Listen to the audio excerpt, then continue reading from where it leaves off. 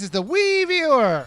And the Little Reviewer. And we're going to review Data East Arcade Classics. You know, these are the games that I grew up with as a kid. Wow, video games were lame back then. They weren't lame. They were cool. When I was growing up, arcades were all over the place. Pretty much makes sense because they probably didn't have consoles. No, they had consoles, thank you very much. Okay, should we stop blabbing about the background and start getting to the game? Yeah.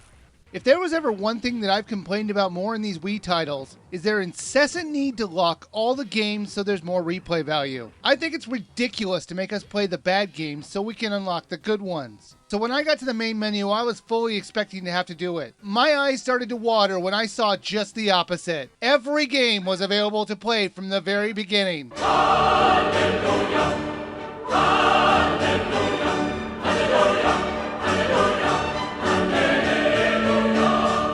I couldn't believe it. Majesco actually resisted the urge to make us unlock good titles. This fact alone made me enjoy the game even more, knowing I wouldn't have to play them like a chore to unlock the other games. But now I could actually have fun playing them. There are 15 arcade titles in this collection. They are Burger Time, Peter Pepper's Ice Cream Factory, Bad Dudes vs. Dragon Ninja, Burning Rubber, Caveman Ninja, Crude Buster, Express Raider, Heavy Barrel, Lock and Chase, Magical Drop 3, Secret Agent, Side Pocket, Street Hoop, Super Real Darwin, and Wizard Fire. Now, I can't possibly go over them all, so I'm going to briefly talk about the games in general, and go over a few known titles in more detail. Most of the titles in this collection seem to be beat-em-ups, but there are also some puzzle, sports, driving, and classic food-making titles as well. So we played most of these games 2 players, didn't we?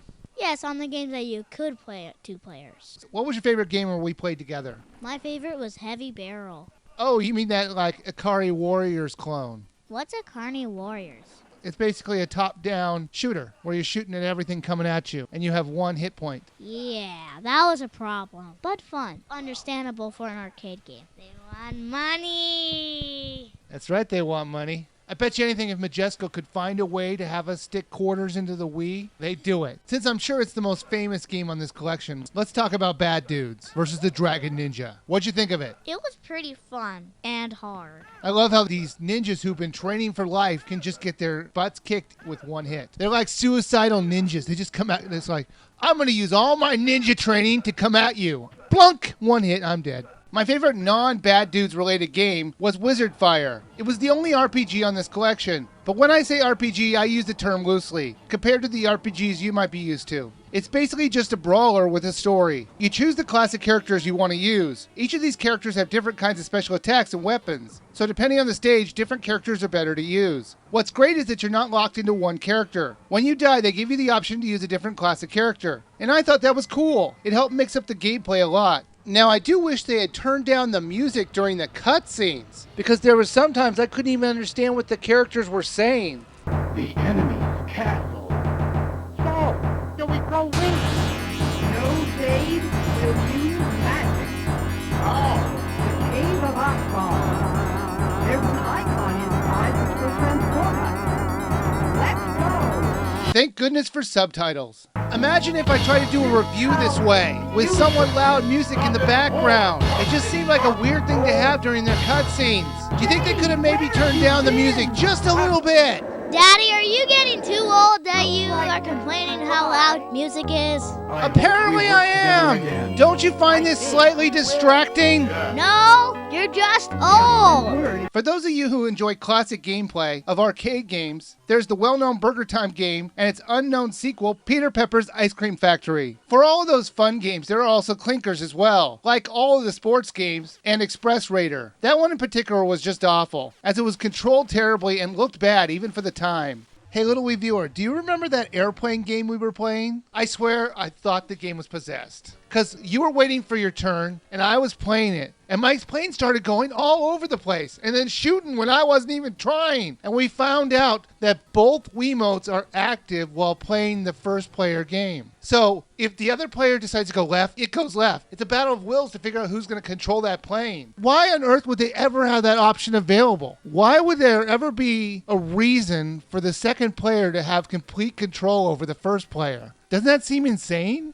Yeah, but maybe one person's supposed to steer and one person's supposed to fire. Fine, but why do they have the ability to do both? All of the controls can be tweaked to your liking, and all of the games can be played with just the Wiimote alone. But it also supports the Nunchuck, Classic Controller, or the GameCube controller. There are 5 achievements in every game to win. They're usually very simple, and you might even tend to do them on accident. They will unlock soundtracks and photos of the classic arcade machines, and the promotional materials that were released with it, plus even some enhanced game modes to the titles you've already beat. I assume they were just harder versions, as I really didn't see any differences. Another great thing that Majesco did with this title is that there are unlimited continues in every game, so you will beat them all eventually. All you have to do is press the B button to add quarters to your game and you can keep playing. There was also an option to save and load your game at any time, which is great if you ever need to just stop what you're doing and come back to it. You know what game should have been on this collection? I kind of understand why it wasn't, but I wish it was. The Real Ghostbusters. Did you know Data East made a Real Ghostbusters game? I played it in the arcade, and it is awesome. How long